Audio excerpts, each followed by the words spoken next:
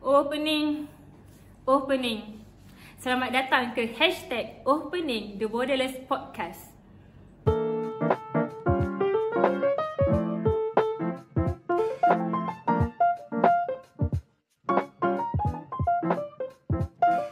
Assalamualaikum, selamat datang ke podcast Opening The Borderless Podcast kita. Untuk yang julung-julung kalinya, hari ini kita ada Puan Azwa dan Puan Jannah, konsultan dalam bidang HR.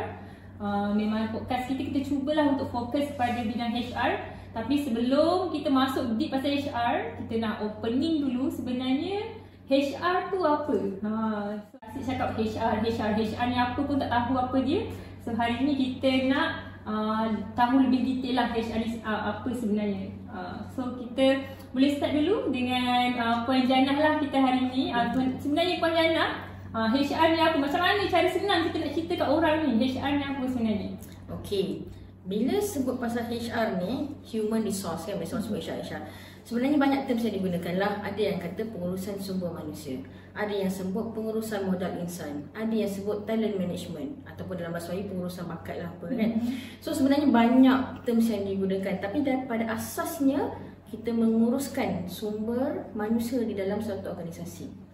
Itu yang utama dia. Yang utamanya lah, maksudnya semua benda yang bersekitar pengurusan manusia kita panggil HR lah. Betul. Tak kisahlah apa-apa pun, asalkan berkenaan company, manusia, itulah HR. Betul. Apa yang elemen dalam HR ni yang orang kena tahu?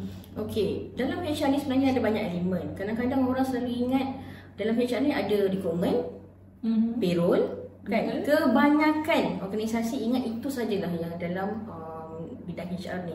Tetapi kalau kita nak tengok dari sudut yang lebih meluas, sebenarnya HR ni dia ada sama ada strategik dan operasional. Maksudnya ada dua cabang? Ada dua cabang. Saya first time dia dengar. Ya, kebanyakannya memang first time dengar. Especially terutamanya untuk SME. Sekarang ni kita ada banyak SME kan. Kebanyakan SME akan banyak berfokus fungsi HR ni kepada operasional. Okay. Sebab memang itulah tugas yang diperlukan untuk pada tahap yang kita ada sekarang lah. Contoh Jadi untuk dalam bidang operasi ni kita ada 4 elemen utama. Bila saya kata 4 elemen utama tu bermakna ada elemen-elemen lain. Tetapi utamanya adalah apa dia? Pertama adalah recruitment. Recruitment, hiring dan sebagainya. Termasuklah interview, betul ya. Kedua adalah compensation and benefit. Kat sini gaji-gaji kita datang. Yang ni gaji semua orang tahu. Yang semua tahu. Betul. Kita gaji sebenarnya termasuk dalam compensation and benefit. So compensation and benefit ni termasuklah gaji, pengurusan cuti, pengurusan kalau ada bonus. Ini yang mesti dengar. So ini semuanya dalam compensation and benefit. Ketiga adalah kita panggil, kalau dalam bidang HR kita panggil IRER ataupun ERR lah, Employer Relation, Industrial Relation. Banyak berkisar tentang pengurusan disiplin, pengurusan prestasi, employee engagement. Inilah yang ni yang mungkin orang tak sedar tu HR, tapi sebenarnya kena ada dalam company. Betul. Ini yang sebenarnya kita rasa payah bila kita nak ambil HR yang boleh menguruskan bahagian yang nak bercakap dengan staff bila berlakunya konflik. Ini adalah bahagiannya. Sebenarnya kritikal. ERR ni adalah bahagian yang agak kritikal dalam satu organisasi lah. Yang keempat adalah training and development. Latihan dan pembangunan. Dalam untuk kita satu organisasi tu ke jangka masa panjang, perlu ada elemen training and development. Okay, so having said that, yang 4 elemen utama ni ada banyak lagi elemen lain dalam HR ni Kalau kita nak kata ke arah strategik ni, succession planning. Maksudnya siapa nak ganti ni? Maksudnya siapa nak ganti bos, siapa nak ganti, siapa nak ganti manager atas, siapa yang kita nampak berpotensi untuk kita naikkan ke position yang sebelum ni tak ada.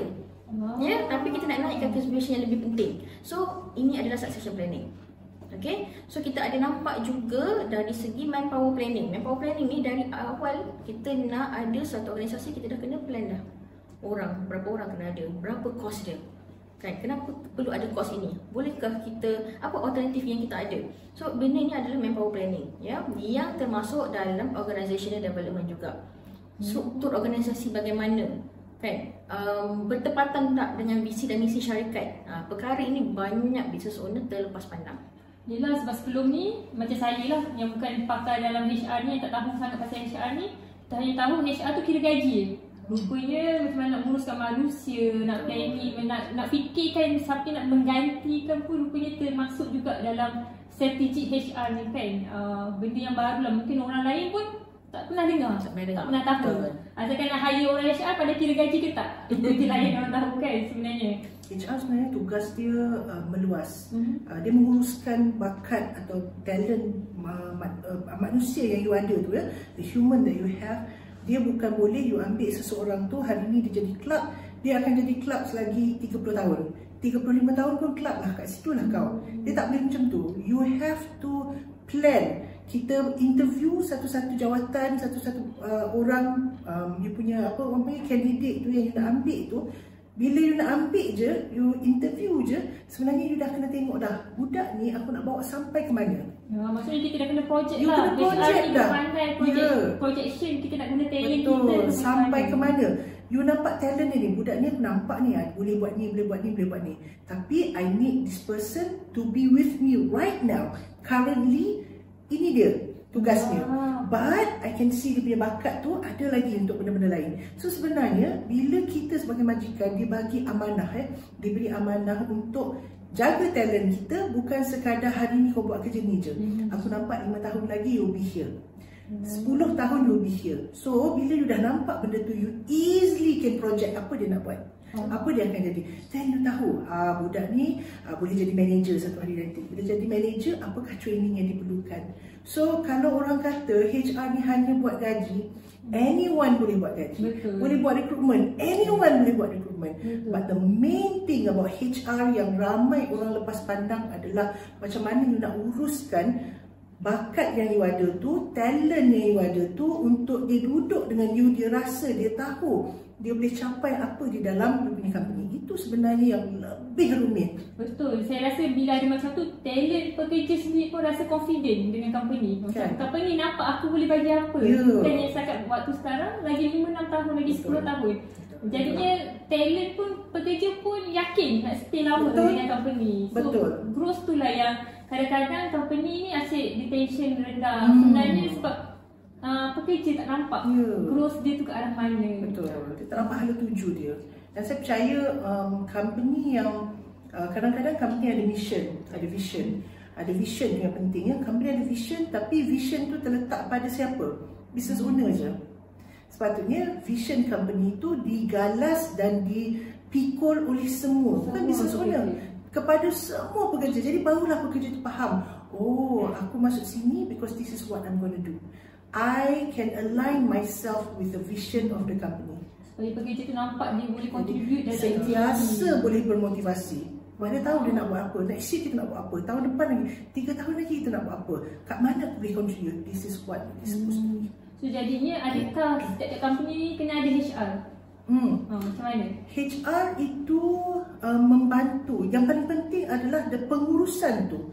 The spirit of HR itu perlu ada pada siapa? Pada asalnya. Macam saya cakap tadi, the spirit tu mesti ada pada business owner. Sebab business owner yang nak bawa team dia nak pergi ke mana. Kita business owner yang tahu kita punya syarikat ni nak pergi mana. Bila kita tahu orang yang kita nak bawa ni, kita tahu mesti motivate mereka ke arah nak ke situlah. Jadi spirit of HR mesti digalas oleh business owner. Mesti ada. The rest tu, officer ke, the manager ke, the executive ke, yang itu anyone can just you groom kemudian. Lepas tu ada elemen tadi lah, 4 elemen tadi tu. 4 elemen tu, kalau you ambil seorang HR, gaji 3,500, dia dah ada pengalaman 4 tahun. Kalau business owner tak explain kepada budak ni macam mana HR tu nak bergerak, sebab HR will never know, because itu bukan syarikat dia. Syarikat tu syarikat siapa? Owner tu sendiri. Syarikat founder. Kalau founder unable to explain kepada HR ini, founder akan kata, saya ambil HR bayar gaji 3,500, 5,000, 4,000. Tetapi HR saya tak berfungsi. Bukan HR tu tak berfungsi, they don't understand what it is. Jadi the HR elemen utama mesti ada pada founder, mesti ada pada business owner. Sebab yang nak menjalankan bisnes ini adalah mereka. Kemudian apa hasrat mereka tu dilepaskan kepada HR, berbincang dengan HR untuk HR ini bantu dari segi operasi. Dekat mana kita boleh buat. Kita ada staff yang ada kebolehan begini tapi dia tak ada ini, jadi kita kena bagi training ni. Yang itu yang perlu. So kita macam Puan Yana cakap tadi tu adalah SME, bisnes baru. We don't have that much.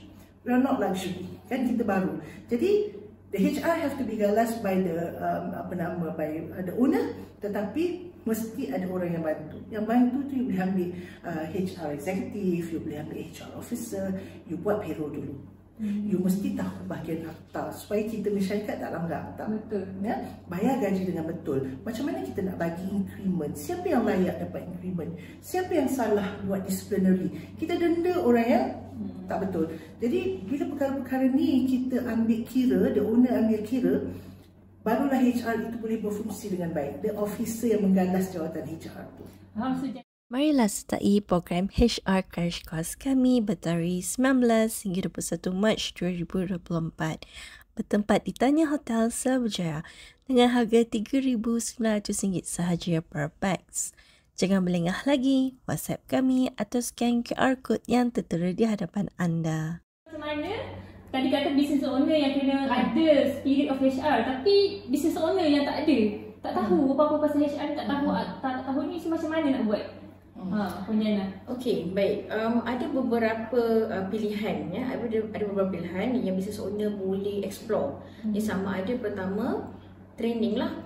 Datanglah training yang berkaitan dengan akta, dengan pengurusan manusia, ya. Jangan terikat kepada akta sahaja, kerana macam kita cakap tadi daripada awal, pengurusan semua manusia atau HR ni bidang dia meluas. Kan, kita ada bahagian training and development. Bagaimana you nak develop staff dengan baik. Takkanlah kita nak campak semua training nak bagi staff, tidak boleh. Training untuk business owner tidak semestinya sama dengan training untuk staff. Ya, saya percaya nanti kita akan bincangkan benih dengan lebih mendalam dalam sesi-sesi yang lain lah, insya-Allah, ya. Tetapi saya nak tekankan adalah pemilihan training yang betul bila kita sebut pasal training. Pertama. Kedua adalah of course kita ada pilihan untuk engage dengan konsultan-konsultan HR di luar sana ataupun outsource, kan. So ada sesetengah servis yang boleh kita outsourcekan. Contoh macam payroll. Dan sometimes kita rasa macam terlalu renyah sampai HR kita, sebab HR kita tukar tangan dia seorang-seorang. Mereka tak ada orang yang membantu mereka, kan. Jadi mungkin kita nak mereka fokus kepada arah lain untuk dalam bidang pengurusan staff ni, maka nak ambil elemen payroll tu bawa outsource kepada orang lain, boleh. Ada company-company, syarikat-syarikat, ya, termasuk Borderless Intelligence yang memberikan servis tersebut. Ataupun contoh nak rancang latihan. Okey, dah cakap tadi lah kena rancang latihan ni, tapi business owner tak faham ataupun mungkin keliru nak rancang latihan staff macam mana. Ya, boleh engage konsultan seperti kami untuk buat training and analysis untuk staff kita, supaya kami boleh bantu tengok okey apakah gap dia sekarang, apa syarikat nak capai, apa training yang perlu dimasukkan supaya mereka boleh mencapai matlamat syarikat. Ini yang penting lah. So ini hanyalah orang kata benda-benda kecil, ada banyak lagi. Yang banyak lagi lah sebenarnya dalam HR. InsyaAllah kita akan bincangkan lagi mendalam lagi dalam kita punya opening podcast Borderless kita. InsyaAllah. So hari ini itu sahaja daripada kami. So kalau seandainya company nak cari tak sure training apa diperlukan, consultation macam mana buat payroll, cari Borderless. Okay. So terima kasih banyak Puan Azwa dan Puan Jana kerana join podcast kita hari ini. InsyaAllah kita jumpa lagi next time. Jangan jemu jadi kita punya speaker. Kita akan ada banyak lagi topik kita akan datang. Okay, terima kasih. Assalamualaikum.